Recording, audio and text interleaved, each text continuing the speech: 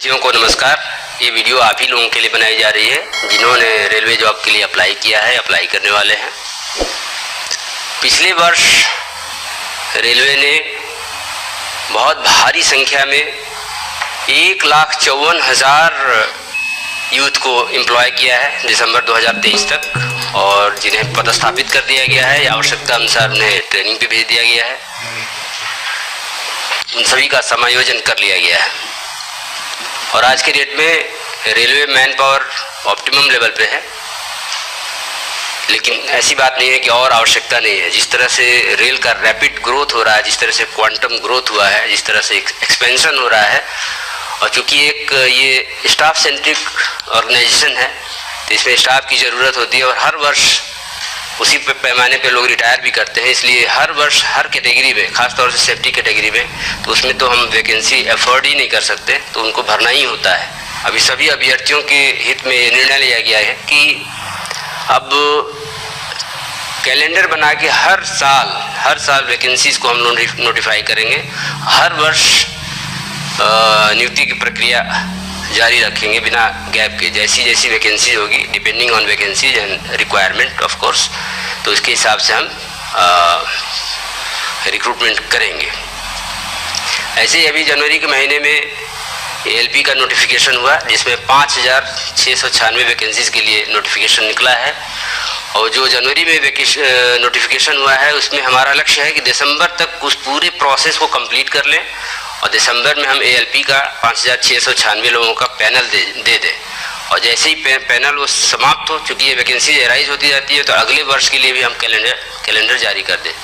इतना ही नहीं, जैसा कि स्टूडेंट्स का भी, जो हमारे यूथ है, उनका डिमांड था कि और भी वैकेंसीज कब आ रही हैं, कब आएंगी, तो उसको भी ध्यान में रखते हुए रेल मंत्रालय ने अभी हम लोगों ने इसको नोटिस में भी दे दिया है कि टेक्नीशियन कैटेगरीज में जिसमें 9,000 वैकेंसीज हैं, ऑलमोस्ट अनुमानित वैकेंसीज हैं, उसके लिए भी हम लोगों ने एक टेंटेटिव कैलेंडर दे दिया है कि 9,000 वैकेंसीज को फरवरी के महीने में 2024 में नोटिफाई करेंगे और एक साल में, यानी कि अगले साल फरवरी तक इसको कंप्लीट कर लेंगे। कंप्लीट करने के बाद एक नेक्स्ट साइकिल में हम नोटिफाई करेंगे ये, ताकि पूरे रिक्रूटमेंट प्रोसेस को टाइम बाउंड मैनर में हम इसको कंप्लीट कर पाएँ, संपन्न कर पाएँ।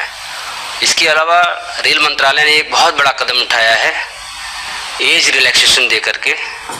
कोविड के टाइम में, जैसा कि आप जानते हैं, 2-3 साल तक परीक्षाएं करना संभव नहीं हो सकी थी। बहुत सारे कैंडिडेट्स ओवर एज हो गए थे, तो उनको सम्मिलित करने के लिए, उनको भी अवसर प्रदान करने के लिए रेल मंत्रालय ने 3 साल का, 1 साल नहीं, 2 साल नहीं, 3 साल का एज रिलैक्सेशन दिया है, जो कि जिससे हमारे कैंडिडेट्स जो वंचित रह गए थे, जो चूक गए थे एग्ज़ाम देने से, पाएंगे, अपीयर हो पाएंगे आगामी होने वाले एग्ज़ाम से।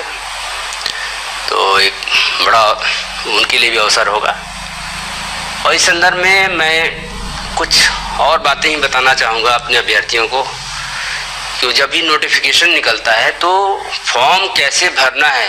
फॉर्म फिलअप करने से ही आपका एग्ज़ाम शुरू हो जाता है, वहीं से, वो भी पार्ट है एग्ज़ाम देने का। तो बहुत से अभ्यर्थी बाद में बड़े हताश हो जाते हैं कि उनका फॉर्म रिजेक्ट हो गया। तो हम लोगों ने देखा, हम लोगों का अनुभव ये है विगत रिक्रूटमेंट्स में कि बहुत से 5% के करीब ऐसे एप्लीकेशंस रिजेक्ट हो जाते हैं जिनमें प्रॉपर ढंग से सिग्नेचर नहीं किया गया है या प्रॉपर ढंग से फ़ोटो नहीं लगाया गया है। बहुत से कैंडिडेट्स होते हैं जिनका और जो भी क्राइटेरिया है उसको फुलफिल करते हैं, उसमें उनका सर्टिफिकेट भी ठीक है, जो भी एज के लिए जो भी सर्टिफिकेट चाहिए वो सब ठीक है, लेकिन उन्होंने प्रॉपर ढंग से सिग्नेचर नहीं किया है या प्रॉपर फ़ोटो नहीं लगाया है। उसकी वजह से ये कंप्यूटराइज्ड वे में वेरिफिकेशन होता है, स्क्रूटनी होती है, तो रिजेक्ट हो जाता है। इसमें कोई ह्यूमन इंटरवेंशन नहीं होता है।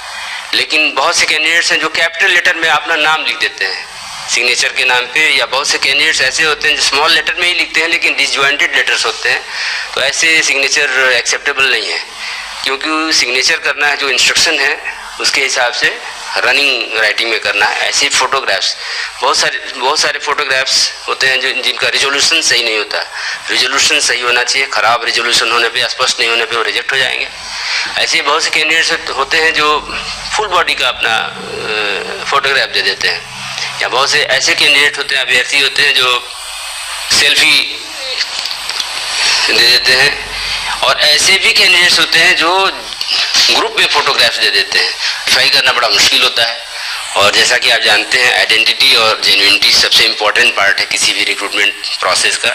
हमारी तरफ से अपील यही है कि फॉर्म भरते वक्त आप बहुत अलर्ट रहें, बहुत ध्यान से भरें, ताकि ये जो सुनहरा अवसर आपको मिला है उससे आप वंचित न रह जाएं। और जो भी बातें मैं बता रहा हूँ, इन सब बातों को सभी आरआरबीज ने अपने वेबसाइट पे दे दिया है, उसको आप देख सकते हैं। ऐसे ही एज रिलैक्सेशन भी दे दिया गया है।